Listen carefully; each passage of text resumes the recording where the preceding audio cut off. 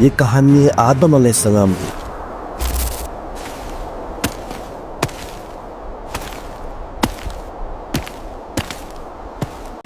تو یہ کہانی صرف ایک واقعہ نہیں، یہ کہانی انسانی تاریخ کی بنیاد ہے۔ یہ کہانی ہمیں بتاتی ہے ہم کس جہاں سے آئے ہیں، ہماری اصل کیا ہے اور ہماری منزل کہاں ہے۔ اللہ تعالیٰ نے قرآن مجید میں کئی جگہ حضرت آدم علیہ السلام کا ذکر فرمایا ہے۔ اللہ نے ان کے واقعہ کو صرف ایک کہانی بنانے کے لیے نہیں بلکہ انسان کو عبرت دینے کے لیے بنایا ہے۔ ایک وقت جب نہ انسان تھا نہ جہاں تھا، صرف اللہ کی ذات تھی جو ازل سے اور اب تک رہے گی۔ جب اللہ نے عرش اور کرسی، آسمان اور زمین بنائی تو انہوں نے فرشتوں کو خبر دی۔ اللہ نے کہا میں زمین پر ایک خلیفہ بنانے والا ہوں۔ تو فرشتوں نے عرض کیا اے پروردگار، کیا آپ ایسی مخلوق کو پیدا کرو گے جو خون بہائے گی، فساد مچائے گی، جبکہ ہم آپ کی تسبیح اور تقدیس میں مشغول ہیں؟ اللہ تعالیٰ نے جواب دیا میں وہ جانتا ہوں جو تم نہیں جانتے۔ یعنی کہ اللہ کے علم میں تھا کہ انسان صرف فساد اور خون خرابی نہیں ہوگی بلکہ انسان میں انبیاء بھی آئیں گے، صدیق بھی، شہداء بھی اور صالحین بھی۔ انسان میں وہ لوگ بھی ہوں گے جو اللہ کے لیے اپنی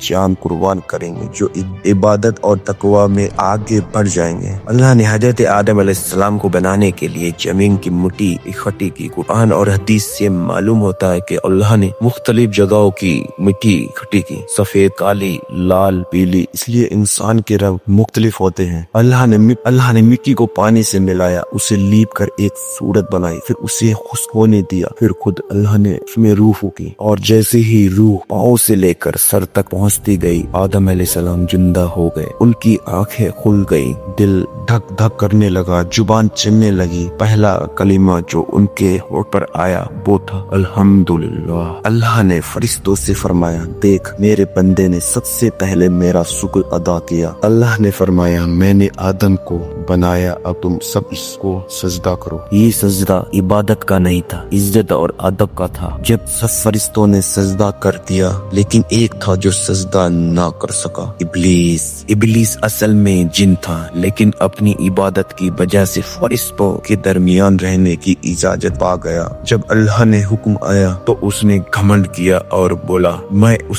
سے بہتر ہوں۔ اب آپ نے مجھے آگ سے بنایا اور اسی مٹی سے، آگ اس کے گھمنڈ نے بہتر ہے، اسے اللہ کے حکم کی نافرمانی پر مجبور کر دیا۔ اللہ نے اسے لعنت کی اور فرمایا اٹھ جا، تو اب کبھی میری رحمت کا مستحق نہیں، تو قیامت تک لعین ہوگا۔ ابلیس نے اس وقت چیلنج کیا اے پروردگار، مجھے قیامت تک مہلت دے، میں انسان کو گمراہ کروں گا، ان کے دائیں بائیں آگے پیچھے سے آؤں گا، میں انہیں اکثر کو گمراہی میں ڈال دوں گا۔ تب اللہ نے فرمایا تو اپنی کوشش کر لے، جو میرے بندے ہوں گے مخلص ہوں گے تو ان پر کچھ نہیں کر سکے گا۔ اور یہی جنگ آج تک چل رہی ہے، انسان اور شیطان۔ دوستو ذرا تصور کرو جنت، دو جگہ جہاں دکھ کا نام نہیں، تکلیف کا نشان نہیں، نہ بھوک نہ پیاس، نہ گرمی نہ سردی، صرف سکون ہی سکون، رحمت ہی رحمت۔ اللہ تعالیٰ نے اپنے پہلے نبی، اپنے پہلے بندہ حضرت آدم علیہ السلام کو اس جنت میں جگہ دی، اور صرف آدم کو نہیں بلکہ ان کی بیوی حضرت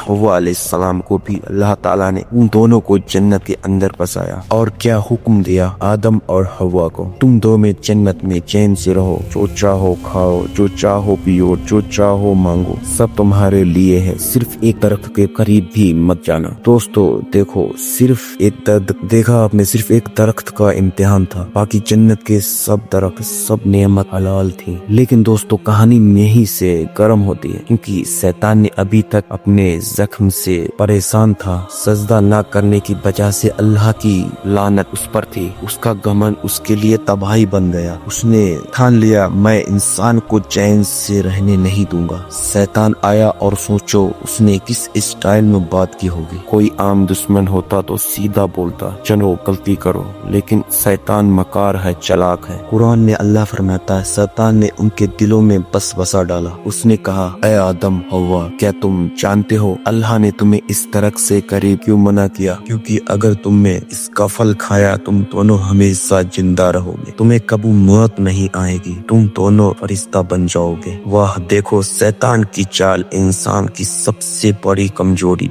पकड़ ली, हमेशा जीने की ख्वाहिश। आदम अलैहिस्सलाम और हव्वा अलैहिस्सलाम को समझना चाहिए था कि अल्लाह ने मना किया है तो कोई वजह होगी, लेकिन शैतान ने उनके कसम खाई, मैं तुम्हारा सच्चा खैरख्वाह हूँ। और जब कोई कसम खाता है तो इंसान का दिल हिल जाता है। आखिरकार दोनों ने उस तरह का फल खा जैसे यारे होंठों पर वो फल लगा, जिन्नत का लिबास उठ गया, दोनों के जिस्म जाहिर हो गए, वो शर्मिंदा हो गए, फौरन जन्नत के पत्तों से अपने आप को ढकने लगे और अल्लाह ताला की निदा आई, ऐ आदम मैंने तुम्हें मना नहीं किया था, मैंने तुम्हें नहीं कहा था कि शैतान तुम्हारा खुला दुश्मन है, तुमने उसकी बात क्यों मानी। दोस्तों यहाँ से एक अजीब सबक मिलता है, गुनाह का नतीजा फौरन निकलता है। जो इंसान अल्लाह की नाफरमानी करता है उसकी इज्जत उसका सुकून सब छिन जाता है। अल्लाह ने फरमाया अब तुम दोनों नीचे उतर जाओ जमीन पर, वहाँ तुम्हें रहना होगा, जीना होगा, मरना होगा और वापस मेरे पास लौट आना होगा। सोचो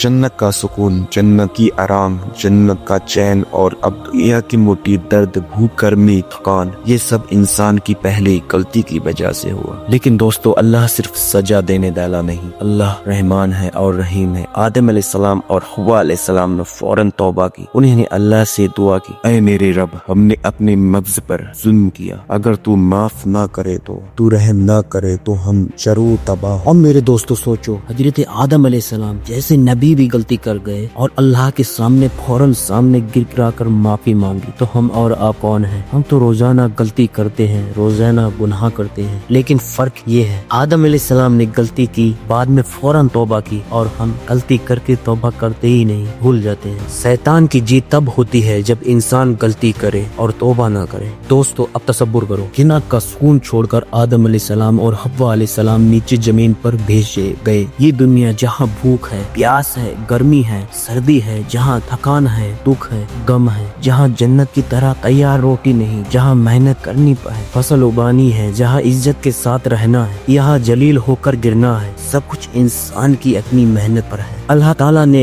उनसे फरमाया तुम्हें यहाँ रहना है, तुम्हें यहाँ मरना है और फिर क़यामत के दिन तुम्हें मेरे पास लौट कर आना है। और फिर आदम अलैहिस्सलाम को पहले ही दिन से ही समझ आ गया कि दुनिया आसान जगह नहीं, यहाँ मेहनत करनी पड़ेगी, यहाँ सब्र करना पड़ेगा, यहाँ से आदम अलैहिस्सलाम और हव्वा अलैहिस्सलाम के बीच हुए पहली नस्ल दुनिया में आई। और दोस्तों सोचो जरा, ये पहली बार हुआ कि इंसान ने अपने जैसे दूसरे इंसान को जन्म देते देखा। ये इंसानियत की पहली नस्ल थी। अल्लाह ताला ने आदम अलैहिस्सलाम को सिर्फ इंसान बनाने के लिए नहीं बल्कि नबी बनाया। उन्होंने अपने बच्चों को तौहीद सिखाई। देखो सिर्फ अल्लाह को मानो, सिर्फ उसी की इबादत करो, सिर्फ उसी को सजदा करो। शैतान से बच कर रहो। सब्सक्राइब।